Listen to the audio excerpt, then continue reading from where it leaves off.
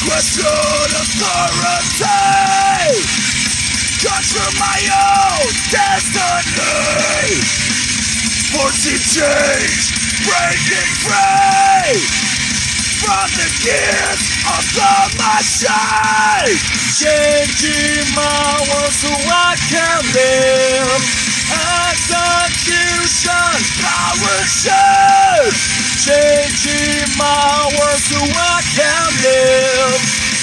Execution, power shift. Power shift. Power shift. Power shift. Hi everyone, this is Milo Silvestro from Fear Factory, and you're watching SAGAS. What's going on, everybody? This is Cole from the Serpentine Skipwith, and I'm here with a very special guest. If you'd like to introduce yourself. Jesse from KENMODE, from all the way over in Canada. Thank you for being part of this. I very much appreciate it. Oh, no worries. Thanks for asking me. I'm glad we could actually make a time work, even though you're a crazy early riser. I feel for you, even though you don't care. Yeah, I've always been an early bird, like I always get to my jobs early. I don't know what it is, like I've just always been that way, and I prefer to do that instead of obviously the alternative, which is sleeping in or getting the shit late and stressing and rushing all day, Yeah, honestly, I don't know what the hell I am anymore. I used to think I was a bit of a night owl. Not so much. But I still don't like 7 a.m., 6 a.m. Ugh, can't do it. 8 a.m. is like really early for me, and that's what I've been doing at least the last little while. Yeah, like I get it. It's a pain in the ass, but for me, it's more of a habit thing. Like I don't enjoy it as much as I do. Just I force my body to do it. Yep. And habits are most of life at this point. Yes, and the older you get, the harder it is to break them. Whole big time. I'm actually because we're leaving on tour in like 2 weeks. I always dread that time zone adjustment, and especially with European tours because it's a completely different. Like we're 7 or 8 hours different from where we'll be touring. Like I can't reset my internal clock to work that. Like we're just gonna have like a nightmare first week, and then you start to ease into it, and then you fly home again. So, fuck you, right? Well, it's 15 hours between us. Yeah. So 4 p.m. for you, and it's what is it? Is it Friday? Yeah. For you? Yeah. Saturday, 7 a.m. for me. So Yeah. The future.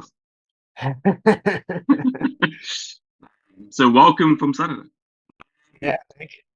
So look, you guys are a band that I discovered about 4 or 5 years ago, I think. I found you on the I heard about you on the channel the Needle Drop, Anthony Fantano, the music guy, and he talked about Succeed. That's the album he talked about, and then he gave it good reviews and he loved it, so I checked it out, and then since then I've been on the bandwagon. Sick. I don't think he's been on the bandwagon ever since. To be honest, I haven't heard his reviews on any other stuff of yours but that album, so honestly, wouldn't know. I know Loved he gave a strong meh. The singles for Null, he liked the first 2 and then thought the next ones were meh, and then never covered the full album. Yeah, this is how petty I am. I know everything he's done because our PR people tell me. Oh, wow. This record, I know he liked 3 singles, and since then there was a meh and then an ignore. So I think he's gonna ignore the album because he generally doesn't like it when we slow down. I see. Well, he's the one in the wrong here. His opinions aren't always right, so it's that. So I've been in the bandwagon since then. I listened to Loved and then Null, and now we have Void. So before we get into the new album, there's a question I've been dying to ask you ever since obviously discovering your stuff. The lyrics, the opening lyrics on the song from Succeed, These Tight Jeans. You say something very fucked up, like in a cool way, like in a oh my god, like how could you throw this? It was something like I would like to learn how to kill the nicest man in the world. Yeah, so where I had to know at least that one line. Where did that come from? How did you end up writing it? At this point, we're so far removed, I can't remember which one of us came up with that line. It might have been me, But I do know our Success and Loved records, a lot of the actual lyric writing was done as a collaborative effort. I've kept like a note on my iPhone that's called song titles and lyrics. That I think I started like in 2013, maybe even 2012. And it's just a lot of the time like fucked up phrases or funny inside jokes, things that both my band or just my family say. And a lot of those two records was lyrics kind of edited together from statements that I'd fill in gaps and make it so it was a coherent narrative. So a lot of the like really funny lines, sometimes I don't know who said it anymore. Wow, that's a very interesting, funny line. I mean, look, I mean, like obviously, people should take it as a obviously not serious, like I guess tongue in cheek almost. But for me, it's stuck in my head ever since I heard it 4 years ago. So I'm like, fuck, imagine the mentality of a dude thinking that way. Like it's so morbid, but Yeah. it's so Yeah, badass at the same time. we have this narrative with the timeline of the band, especially since Scott joined on bass, that Success was a lot of us making up our inside jokes and thinking we were quite funny. Loved was getting a little bit sicker, and we think it was our funniest album. And by no, we're not even laughing anymore. Okay, now like you guys call that funny at this point. That means in your heads, Cannibal Corpse should be comedians. Fucking hell, they right? Uh-huh. Oh, listen to how funny it is. Look how gruesome the lyrics are. Like, fucking hell. That's insane. It's a question I've been needing to ask you since I started talking to you because like once a day I think about that line. I'm like that's some Jeffrey Dahmer shit. That's I learned to kill. Yeah. Anyway, I just had to get it off my chest. But you'll learn that we're very sarcastic people. Wow, that is some very heavy-handed sarcasm, and I'll remember that from now on. So we have okay. So obviously in 2022 you had Null. And then going on from there, where does Void? So how does Void start? What kind of direction were you hoping to take it from the last album? Like, how did this album come about? So Void basically came about as it was dictated by the fact that we couldn't have our recording session happen the way we wanted to. We'd recorded our Loved record with Andrew Schneider, who lives in New York. And we wanted to do another record with him. So we'd been talking to him actually since before the pandemic. And then when the pandemic hit, I kind of got him on board. Like, we're going to do this body of work. We want to record it with you. Once we're starting to get ready, we'll start making plans. So when we had at least a record's worth of material already, we were talking how to bring him up into Canada and when. So we had earmarked July of 2021 to try and do that. But obviously we couldn't book flights until we knew that we could get him into Canada because he lives in New York, and Canada hadn't opened its borders to non-essential workers yet. So by May, we made the call, like, we have to delay this session. Like, we can't feasibly book a plane ticket and have it assured that he'll get in. So we pivoted to book it for October, which gave us like another 6 months to write. So we just kept writing. And by the time he was in Winnipeg, we had 75 minutes worth of music. And I thought it would have been both commercial and artistic suicide to make a double record for us, because there ain't nobody wanting to pay for a double LP from us and actually listen to the whole thing. Or if there is, it is not viable commercially, because it would only be like a couple hundred people. And I'm not wasting all that money on a couple hundred people. As much as I appreciate the people who are like diehards of ours, I'm not going to spend like thousands and thousands of dollars recording something that I'll never recoup. So we split it up. But the way the albums ended up dividing, people have been asking me whether we had the album divisions pre-planned, and we really didn't.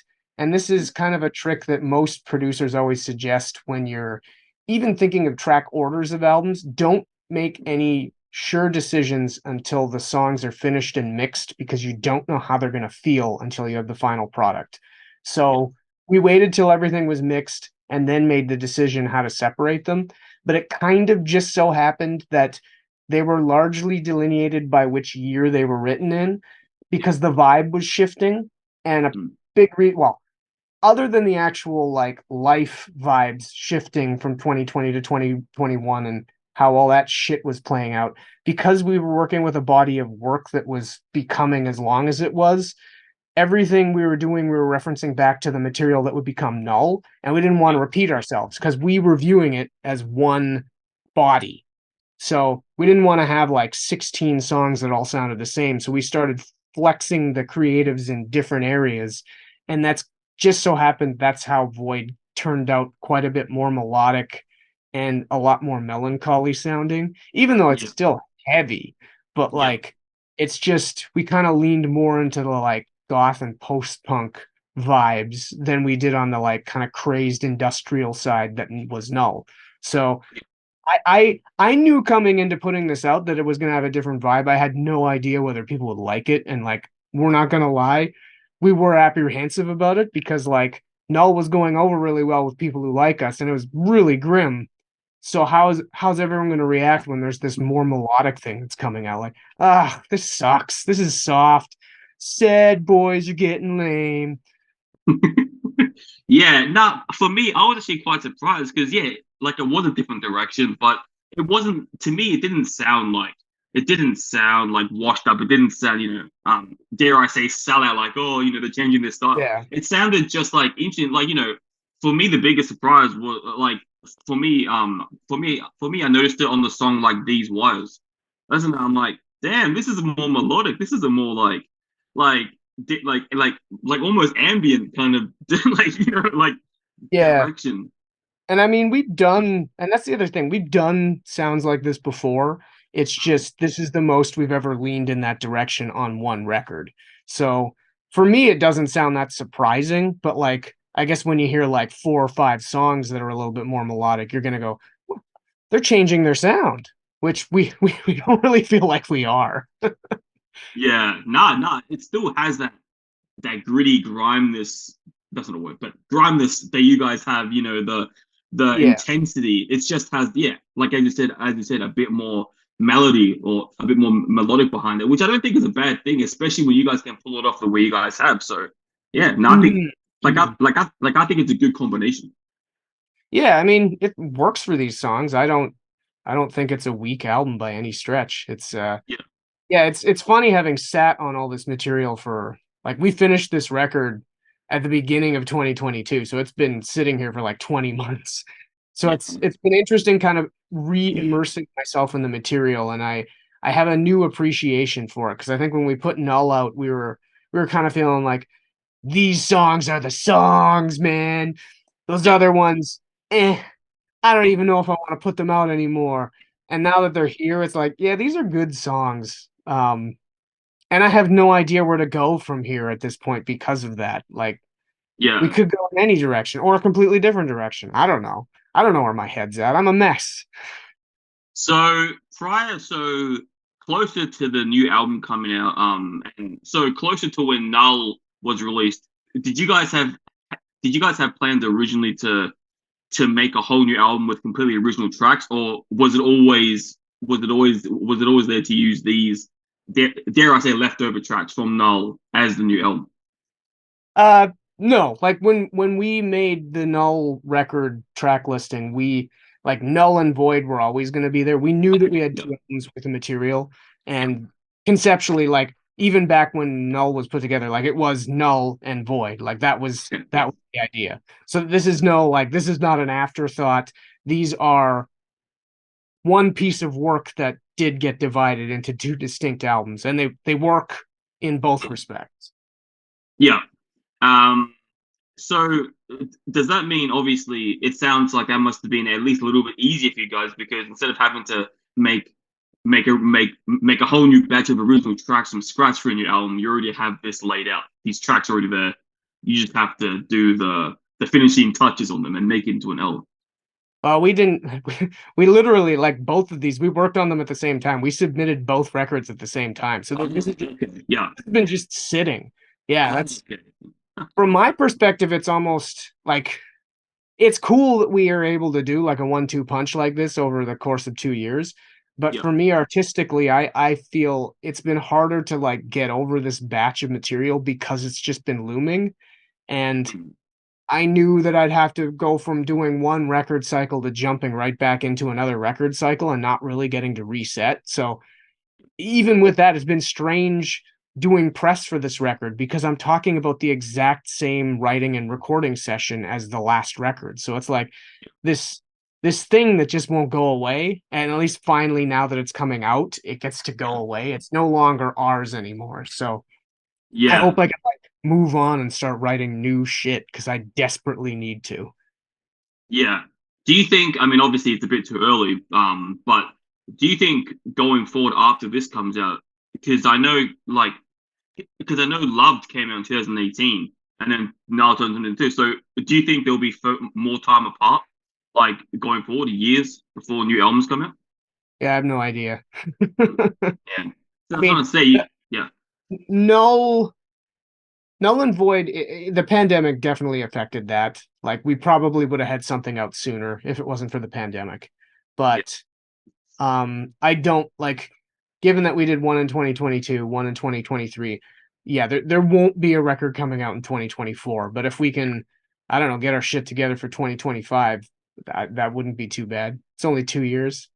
Yeah. Yeah. Nah, yeah, it's just interesting because, yeah, like looking at the discography, it's like, yeah, it's normally like 3 years, 2 years apart. You know, Success 15, Loved 18, Null 2 and yeah. So, so I'm like, I'm only assuming from here on out after this comes out, it's going to be, yeah, like you said, not next year. But who knows? Yeah. I mean, Yeah. the older you get, I don't know. People have different priorities. None of us have kids yet, so and I mean, I'm not going to. Uh, but yeah, you really never know what's going to affect these things. And I also kind of, because we had this massive project, I'd like to give it a little bit more space so I can have us in a pointed in a direction that feels yet again different, which is we did a little session in the summer after I had hip surgery in May, and it just we got some good ideas down, but it just didn't feel different enough to me yet. And I don't know whether that's because of the way that Null and Void were being released, where like I couldn't really have closure on that session and move on, or whether we just need a little more time to pass for us to like kind of recalibrate and are able to kind of evolve into a new thing. I don't know. We'll see. It just might need some space. That's at least what I'm hoping right now. I also just I don't know. I need to get into a zone where I'm feeling like I'm onto something and get excited about it, which again, time is just the older you get, it's harder. I had that Yeah. little No, get when I was recovering, but like now we're jumping right back into touring. So mm, maybe after we get back, I might be able to like get my head on right. yeah. No, that's fair enough. I can only imagine, like, you know, obviously I'm no artist, but I can imagine how tough it must be to be an artist in a band and touring life. It just must be hell. I mean, it's not easy, but it's we wouldn't still be doing it if it absolutely sucked. Yeah. Thankfully, it's more comfortable now than it ever has been for us, and we're not like a big band by any stretch. We're not living cushy, but like when we're used to sleeping on people's floors, we get like hotels now. Nice, nice. You know, I'm curious, what inspires like your guys' album covers? I've always been curious because you guys have some most fucked up looking like nightmare fuel album covers. Loved it just pierces your brain. And then this new one, Null. Like, yeah, why that kind of art style for you guys? Since our Success record, we've had Randy Ortiz, our friend who also lives in Winnipeg.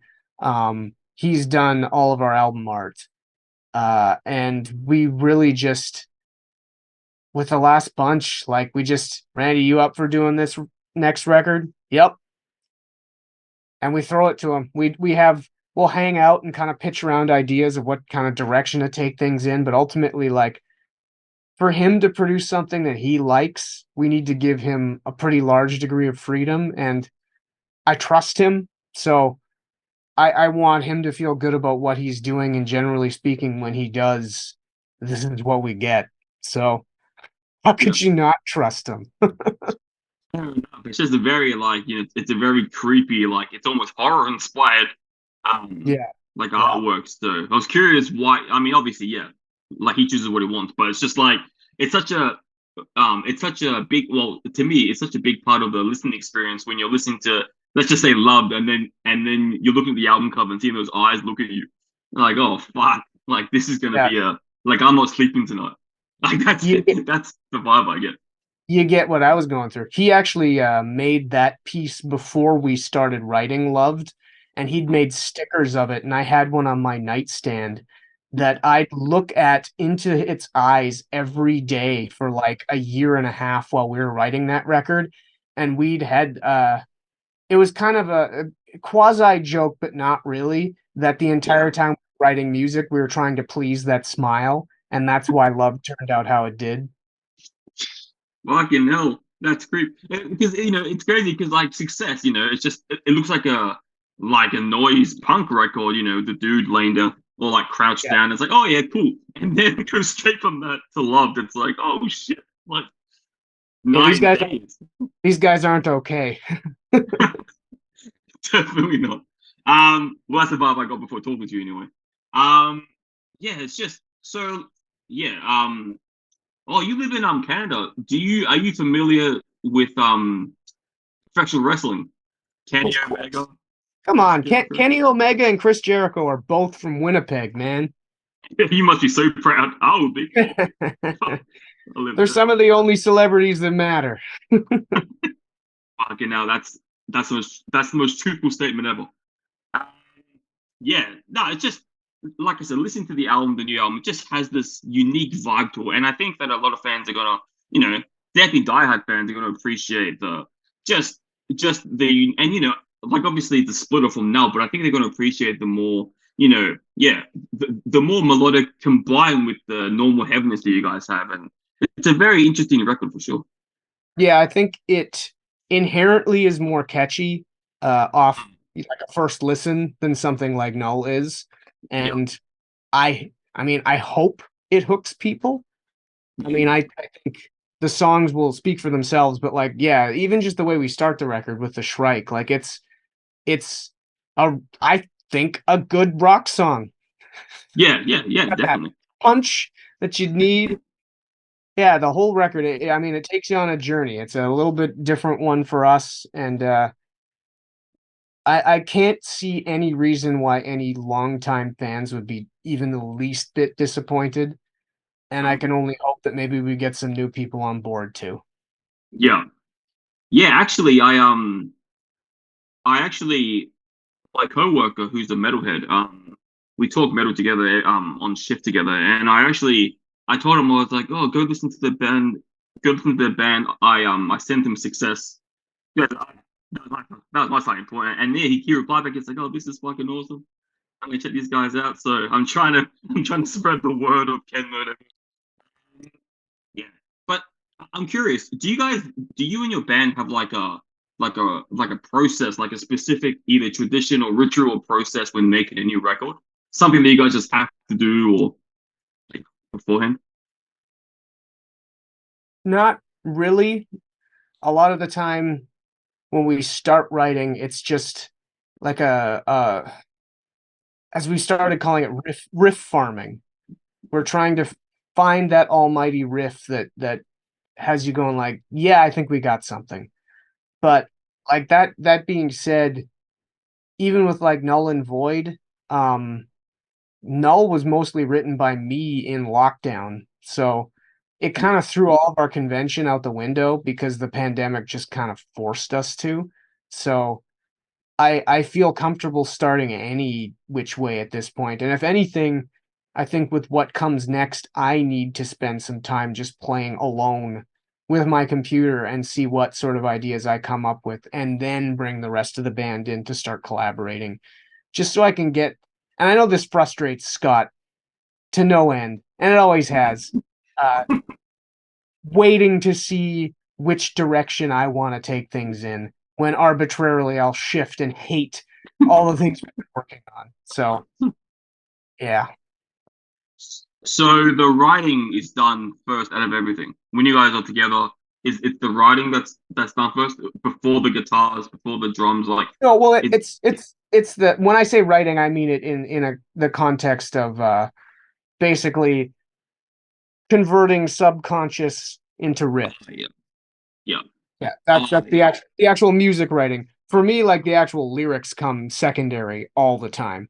And they're almost always completely detached from the music anyway. Like I'm just doing free form bullshit stream of conscience, like poetry style, and then I edit things to fit songs that are already kind of have the foundation laid down. And you might tweak the number of repetitions that riffs are going because of a certain vocal line or something like that. But yeah, the music comes first and foremost all the time with us. And yeah, I don't know. Vocals are obviously important, but Yeah. they're without the almighty riff, we have nothing. Yeah, exactly. You can't just make a. Although I was gonna say, what are they called? Fucking the Black Flag album, where they did just half a cappella, half instrumental. Family Man. Oh, Yeah. yeah. I guess Or you yeah, could pull that up. or something like Process of Weeding Out, where it wasn't that all instrumental too. I mean, Yeah. maybe we'll have an instrumental record coming up. Who knows? Yeah, KENMODE the instrumental. Um, did you guys? And I know this is probably a dumb question, but because of the band name, did you guys have any minor, even minor thoughts of like kind of doing something to play against the Barbie hype of the movie, like KENMODE Barbie? Like, did you? We've had like people tell us that we should take advantage of it. I mean, the Barbie connection has been something that's been like the bane of our name's existence since we started this band. And it's mostly been like metal and hardcore people talking shit on us because they thought it was connected to the Mattel toy brand. Um, which I mean, whatever. If people want to hate us because they don't like our name when they've never heard of us, even though it's quite literally like it's a Black Flag reference that we have been not shy about sharing, like Yeah, whatever. But that's people. People shit on anything they don't know. But yeah, I mean, I've flirted with the idea of trying to capitalize on it, but at the same time, I don't know. We're just not that band. I just as much as the memes get a lot of shares and whatnot, I don't want to invest in merch on some fucking joke. Like it's just yeah. not really our brand. Yeah. I could do a shirt with a smiling man from Loved with KENMODE in a Barbie font on a pink shirt, but fuck Oh it. man, I would buy that in a heartbeat. That I would think be sick. a lot of people would, but I don't have the energy. No, but no, that's actually a sick idea. Like I reckon that would pop. I mean, obviously, it wouldn't help the case of the haters. Like, see, No. Yeah. but still, for the diehard fans, I think they'll get the joke, the inside joke, and they'll buy that in a heartbeat. Like I would. Yeah, definitely. If you ever Oh do well. make that, you gotta leave me. Yeah. Um, and I'm curious because you guys have so many albums under your belt already. When you're making a new album, do you have to like, like, is there anyone going back and like checking old songs? Like, oh, did we do this already? Did we do that? Like, Sometimes. yeah. Sometimes. I hate it when that happens when you're all stoked on something. It's like, fuck, this has kind of the rhythmic vibe of this riff and like our third record, like trashed. We can't fucking use it now. God damn it. I definitely I had something like that happen over the pandemic. And I because it was scrapped, I can't remember. But yeah, it definitely comes up when you've been around this long. Like you can't help it. It's the same person writing this stuff. Yeah. Yeah, who does this remind me of? Shit, it reminds me of me. Oh man, what's something you've learned, like, from the moment you guys started as a band to now? What's like a lesson you've learned? Maybe a cautionary tale for like up and coming bands to be aware of. They've been around as long as you have, or like a lesson you've learned being in the music industry, a touring life as long as you guys have. Living punk rock is extremely important. Sleeping on people's floors when you can't afford hotels is extremely important. Not spending money on alcohol when you can't afford it is extremely important.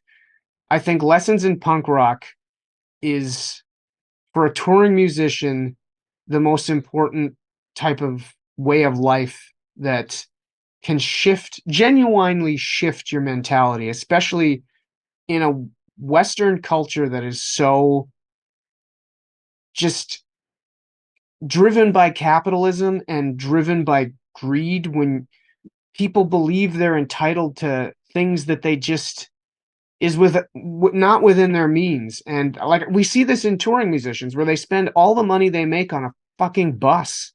Like, if you can't afford it, don't do it. Like, I learned years and years ago, granted we'd already begun touring at that point, but the book, it was called Book by the Jesus Lizard. It was after they'd broken up. It was like a retrospective, and there was a story in there where they were talking to a band that they were on tour with, on the headliner's bus, and the band was asking the guys in the Jesus Lizard how they can afford to live in houses. How did they buy houses?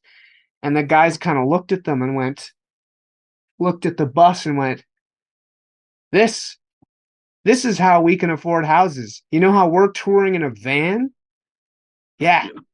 When you're spending 30 grand on a bus per tour, that's a big expense. Yeah. So it's just, don't lose that punk rock attitude. It'll really take you far. You won't get into debt. You won't make stupid decisions with your money. That's, I think, the biggest lesson. And for us, it was never really a cautionary tale.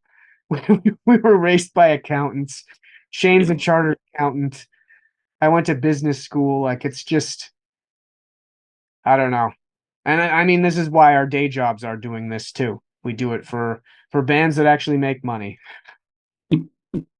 Well, I think in the wise words of